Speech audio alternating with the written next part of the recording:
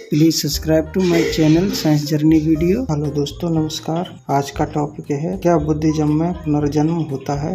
तो टॉपिक की ओर चलने से पहले ये लीगल डिस्क्लेमर दिखा देते हैं। जैसा कि इस चैनल का उद्देश्य साइंटिफिक टेम्परामेंट को इंक्रीज करना, किसी की धार्मिक भावनाओं को आहत नहीं करना। टॉपिक की ओर चलने से पहले आप हमारे चैनल पर नए हैं तो आप चैनल को सब्सक्राइब करें, लाइक करें और शेयर करें। कुछ लोगों ने ये अफवाहें फैला रखी हैं कि बुद्धिज्म में पुनर्जन्म होता है, जैसा कि बुद्धिज्म में पुनर्जन्म नहीं होता। किसी आत्मा परमात्मा को बुद्धिज्म नहीं मानता। जैसा कि ब्राह्मण धर्म में आत्मा परमात्मा को माना जाता है, पुनर्जन्म को माना जाता है, जैसा बुद्धिज्म में नहीं होता है। जैसा कि छोटे वर्ग में पैदा हुए कुछ महापुरुष हैं, उनके इतिहास को रात दिन खत्म करने में कुछ पाखंडी लोग लगे रहते हैं, लेकिन उनके इतिहास को खत्म नहीं कर पाते तो उसे वो अपना बनाने के लिए कुछ षड्यंत्र रचते रहते हैं, रात दिन कोशिश करते रहते हैं। उनके पीछे एक काल्पनिक कैरेक्टर खड़ा करके उनको या तो बदनाम किया जाता है या फिर उनको अपना बना लिया जाता है।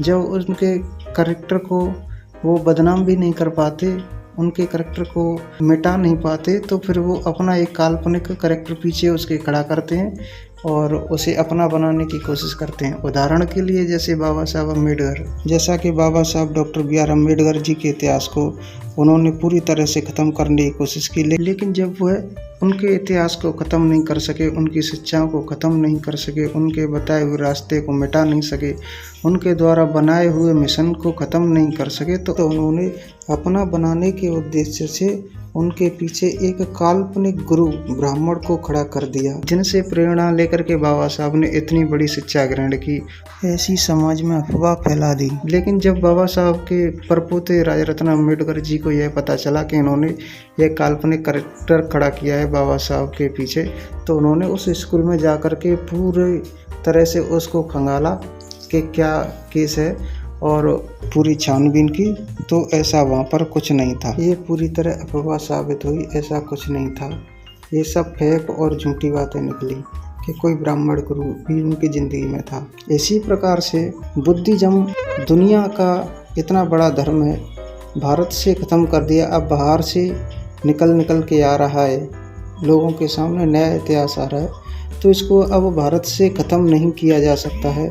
तो इसीलिए भगवान बुद्ध को अपना बनाने के उद्देश्य से उनके कंसेप्टों में आत्मा परमात्मा को जबरदस्ती घुसेड़ने की कोशिश कर रहे हैं, जिससे कि दिखा सकें कि भगवान बुद्ध भगवान विष्णु के अवतार हैं। जैसा कि हिंदू धर्म में पूरी तरह से आत्मा परमात्मा को माना जाता है और बुद्धिज्म में आत्मा परमात्मा का कंसेप्ट है ही नहीं, और लोग इसमें आत्मा परमात्मा का कंसेप्ट ढूंढ रहे हैं। कुछ लोग जातक कथाओं का उदाहरण देते हैं और कहीं भी किसी भी किताब में बस यही खोजना है आत्मा परमात्मा। बुद्धिज्म में पूरी तरह से आत्मा परमात्मा को खारिज कर दिया गया है। उसमें आत्मा को नहीं माना जाता है, ना परमात्मा को माना जाता है। जिस धर्म में आत्मा को ही नहीं माना जाता, तो परमात्मा और पुनर्जन्म का तो कंसेप्ट बिल्कुल ही ख़त्म हो जाता है, अपने आप ही ख़त्म हो जाता है। कि जिस धर्म में आत्मा को ही नहीं माना जा रहा है, उसमें परमात्मा कहाँ से आ गया। जब आत्मा होगी जब भी तो पुनर्जन्म होगा, आत्मा नहीं है तो पुनर्जन्म कैसे होगा। ये कंसेप्ट तो यहीं ख़त्म हो जाता है। फिर भी लोग जातक कथाओं का उदाहरण देते हैं कि देखिए जातक कथाओं में आत्मा परमात्मा को माना गया है, आत्मा को माना गया है, पुनर्जन्म माना गया है, ऐसा बताते हैं। भगवान बुद्ध के पुनर्जन्म की कहानियाँ हैं ये जातक कथाएँ। तो मैं बता दूं, वो खुद ही जातक कथाएं अपने आप में एक उदाहरण है कि वो खुद ही कथाएं बोल रही हैं कि कथा कहानियाँ हैं। हम ये कथा कहानियाँ ज्ञानोपदेश हैं, ना कि पुनर्जन्म की कथाएं। लोग पहले इन पुनर्जन्म की कहानियाँ बताते थे, लेकिन सबसे पहले ये कंपाइल किसने की हैं। जिन किताबों को आपके सामने रखकर ये बताया जा रहा है कि ये भगवान बुद्ध के पुनर्जन्म की कहानियाँ हैं, तो उन किताबों को देखिए। जिन किताबों में भगवान बुद्ध के पुनर्जन्म को लेकर के बताया जा रहा है, तो वो किताब किस व्यक्ति ने लिखी हुई है, जो व्यक्ति लिखने वाला है वो किस संप्रदाय का है और वो किस विचारधारा को फॉलो करता है। अगर ब्राह्मण संप्रदाय का व्यक्ति होगा जो ब्राह्मण विचारधारा को फॉलो करता होगा, तो वो जरूर इन कहानियों पुनर्जन्म को घुसेड़ेगा। आपको देखना है कि ये बुद्ध की जातक कथाएं सबसे पहले किसने कंपाइल की।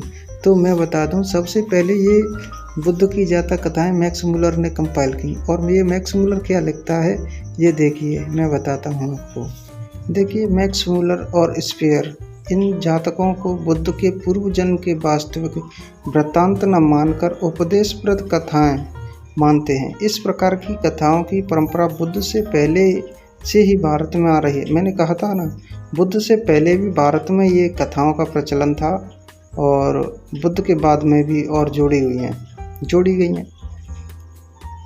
बुद्ध और बौद्ध आचार्यों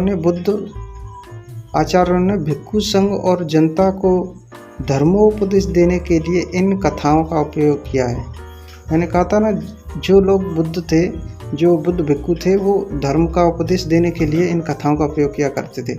बुद्ध के समय में और उनके पीछे इनकी संख्या में वृद्धि हुई है। जातक माला का व्याधि जातक पाली जातकों में उपलब्ध नहीं है। आर्य सूर्य ने श्रुति परंपरा से ही इसे अपने गुरु से सुना था।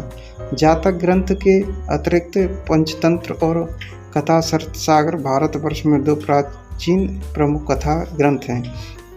मैंने कहा था अपना पहले कि मैक्स मुलर और स्पेयर ने लिखी हैं ये कथाएं, और उन्होंने यही बताया है कि ये कहानियाँ हैं, ये कथाएं हैं, ये ज्ञानोपदेश हैं। बुद्ध के पूर्व जन्म की कथा कहानियाँ नहीं हैं। लोग इनको लेकर के बैठ जाते हैं कि भगवान बुद्ध के पूर्व जन्म की कथाएं, ये कहानियाँ हैं, उनमें भी पुनर्जन्म दिखाने की कोशिश करते हैं। तो ये है सबूत। और बुद्ध अगर अपने पूर्व जन्म की कथा कहानियाँ होती ये, तो बुद्ध सबसे पहले अपने पुनर्जन्म की बात करते ना, अपना पुनर्जन्म बताते और अपनी आने वाला भी जन्म बताते, अपने परिवार का पुनर्जन्म बताते।